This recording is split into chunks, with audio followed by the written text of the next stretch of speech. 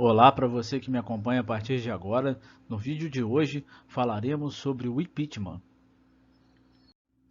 O impeachment ocorre quando certas autoridades praticam o chamado crime de responsabilidade.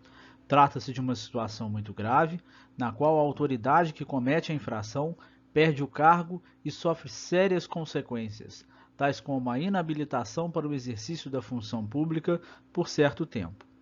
Vale esclarecer que algumas autoridades são alvo do processo de impeachment, não apenas o presidente da República, que é o mais famoso, e essa previsão está no artigo 52, inciso 1 e 2 da Constituição Federal. Neste vídeo, falaremos especificamente do presidente da República e o processo de impeachment que o envolve. Então, o conceito. O crime de responsabilidade representa, na verdade, uma infração político-administrativa, sendo importante citar alguns casos regrados pelo artigo 85 da Constituição Federal, assim como o artigo 4º da Lei nº 1079 de 1950, que especifica as hipóteses constitucionais. São exemplos o caso de o presidente da República atentar contra a Constituição, contra o exercício de direitos, contra a probidade da administração ou quanto ao cumprimento das leis e decisões judiciais. De acordo com Moraes, o impeachment no Brasil teve características marcantes do direito anglo-saxônico e previsão de responsabilização na Constituição de 1824, através do processo penal, aos quais ministros eram condenados pela prática de crimes como abuso de poder, suborno e traição. Em cada momento histórico, o impeachment apresentou determinadas características, sendo apenas no Brasil. Numa linha de argumentação comparativa, Moraes diz que o impeachment no Brasil, com exceção do Instituto, conforme a previsão constitucional de 1824, ao qual previa a não responsabilização do imperador por seus atos, assemelha-se com o procedimento adotado nos Estados Unidos. Essa semelhança se dá em razão de objetivar primordialmente o afastamento da autoridade pública que esteja causando danos ao Estado. Destarte, o julgamento do processo de impeachment no Brasil também é realizado pelas câmaras legislativas, já que o sistema adotado no Brasil é o bicameral e possuía apenas a natureza política. O Instituto do Impeachment no Brasil foi introduzido concomitante à chegada do constitucionalismo republicano e, desde o início, já possuía características distintas do modelo norte-americano. Já que no modelo brasileiro temos uma limitação maior quanto aos agentes públicos que podem figurar no polo passivo desse processo, de modo que a primeira Constituição republicana estendia-se apenas ao presidente da República e os ministros de Estado em crimes conexos com o presidente. O impeachment republicano adotado no Brasil conserva suas características fundamentais até hoje, mesmo após sucessivas mutações constitucionais no país, conforme Barros coloca para nós.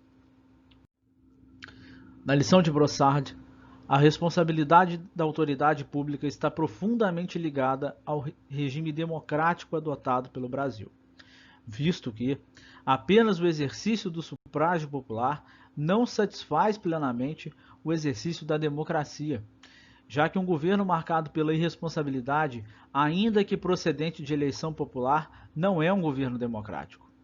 Destarte, quando Abraham Lincoln conceituou democracia como um governo do povo, pelo povo e para o povo, fortaleceu a ideia de responsabilizar a autoridade pública pelos seus atos.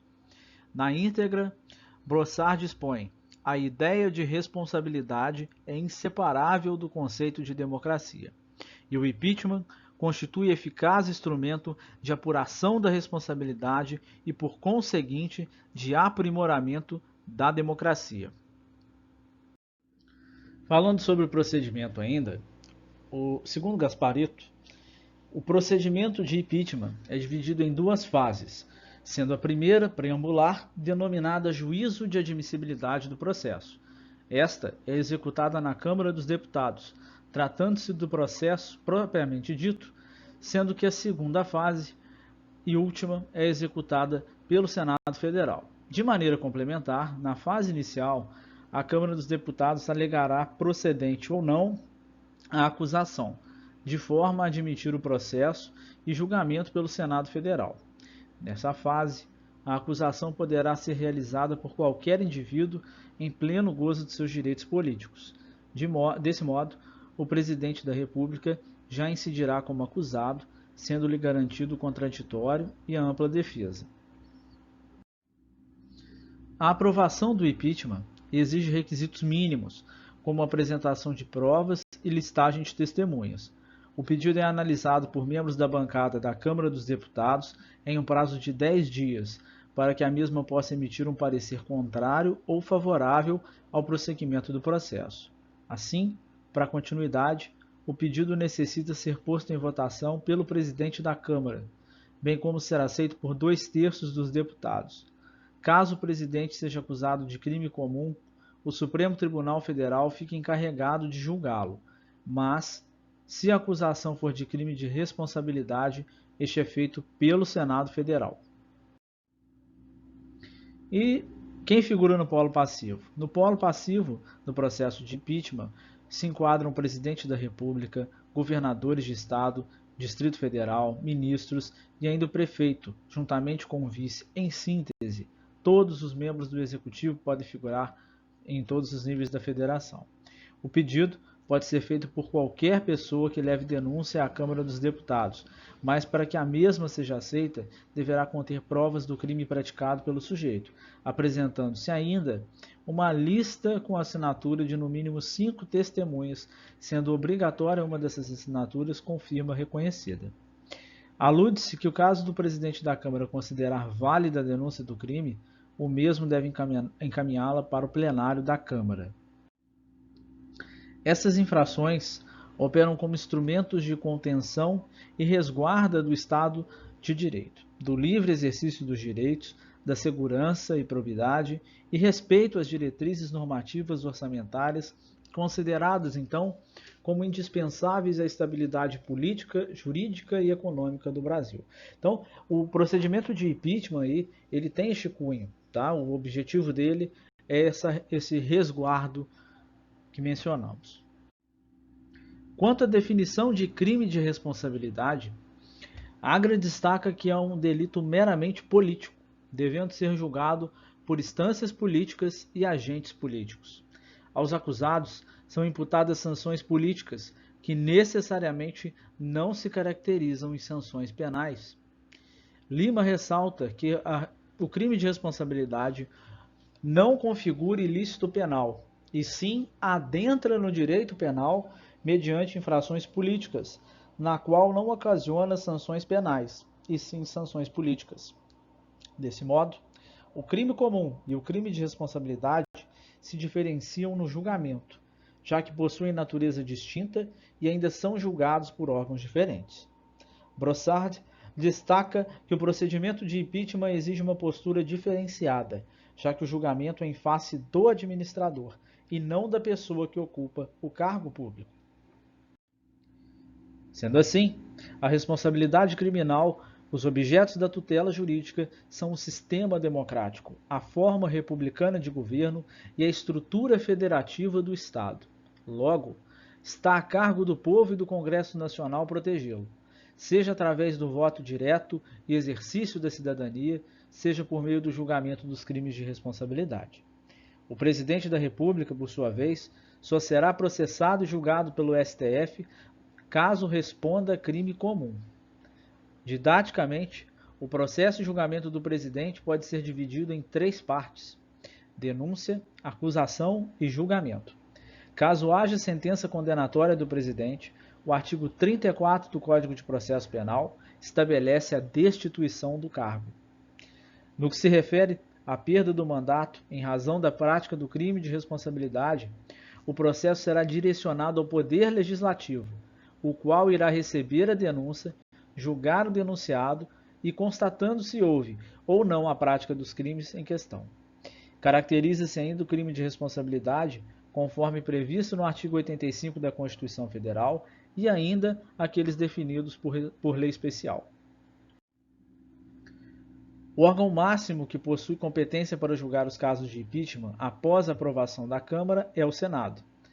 Quanto à renúncia ao cargo de presidente da República, muito se discute e se confunde quanto essa desistência tem envolvimento direto com o crime de responsabilidade. Entende-se que quando a denúncia é aceita e o processo tem início, não há o que se falar na extinção, mesmo através da renúncia. Em analogia, o Alexandrino diz que o STF decidiu, através da maioria de votos, que a renúncia não extingue o processo quando este já foi iniciado. Após a condenação do presidente da República por algum crime de responsabilidade, deve ser o mesmo banido da vida pública por 8 anos, seja em cargos públicos ou em cargos de nomeação por confiança ou até mesmo em mandatos legislativos. No caso do impeachment, a sucessão presidencial trata-se de uma ordem sucessória que define quem tem competência para substituir ou suceder o presidente da República em caso de morte, cassação, incapacidade, renúncia, impedimento ou viagem do presidente titular. É importante elucidarmos, então, que, segundo a Constituição Federal, o vice-presidente sucederá definitivamente o presidente titular apenas no caso de morte, renúncia ou pela condenação por impeachment. Entretanto, no procedimento de crime de responsabilidade, se o vice-presidente também estiver sendo réu, não poderá assumir o cargo de substituto, nem tampouco de sucessor. Se é este o caso, segue-se a linha sucessória, embora nenhum dos demais cotados poderão ser presidentes definitivos do país, pois o presidente da Câmara dos Deputados, o presidente do Senado Federal e o presidente do Supremo Tribunal de Justiça serão apenas substitutos interinos. Seguindo com o raciocínio, conforme elencado pela Constituição Federal, o cargo de vice-presidente da República ficará vago até as próximas eleições, caso o presidente titular venha a falecer, tenha seu cargo cassado, renuncie ou quando o vice se torna presidente pela sucessão. Todavia, se ocorrer o impeachment de ambos, presidente e vice, e tais cargos ficarem vagos nos 2 primeiros anos do mandato, uma eleição popular é realizada no prazo de 90 dias. Por outro lado, se ambas as vacâncias ocorrerem nos 2 últimos anos do mandato, o Congresso Nacional deverá realizar uma eleição indireta no prazo de 30 dias para eleger um novo presidente. Esse foi um tema muito discutido quando do impeachment da então presidente Dilma Rousseff, pois ainda se discutia se haveria o impeachment também de seu vice, o que não veio acontecer. Portanto, para que haja processo de impeachment e esse seja considerado legítimo, deve haver o mínimo de provas de que foi cometido um dos crimes de responsabilidade previstos na legislação, além do respeito a uma série de etapas obrigatórias, que passa desde o recebimento da denúncia na Câmara até o julgamento final no Senado. Esse é o lado técnico de um processo de impeachment. Existe um processo legal claramente previsto em lei. E o que se defende através deste fato é que o crime de responsabilidade seja comprovado de forma rigorosa e também que o impeachment decorra da existência desse crime, e não meramente por motivações políticas. Sendo assim, o Congresso não está submetido às mesmas obrigações do Poder Judiciário. Dessa forma, é possível que o julgamento do Congresso seja mais influenciado pelo ambiente político do país, não se levando em considerações questões legais como a mesma rigidez que o Poder Judiciário deve sempre observar.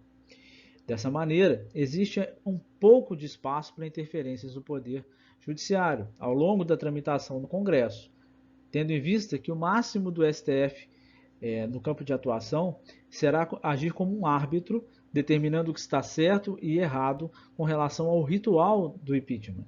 O mérito da questão, ou seja, se o presidente cometeu o crime ou não, fica totalmente a cargo do Congresso Nacional. Isso não abre margem para que um presidente seja impedido por motivações políticas?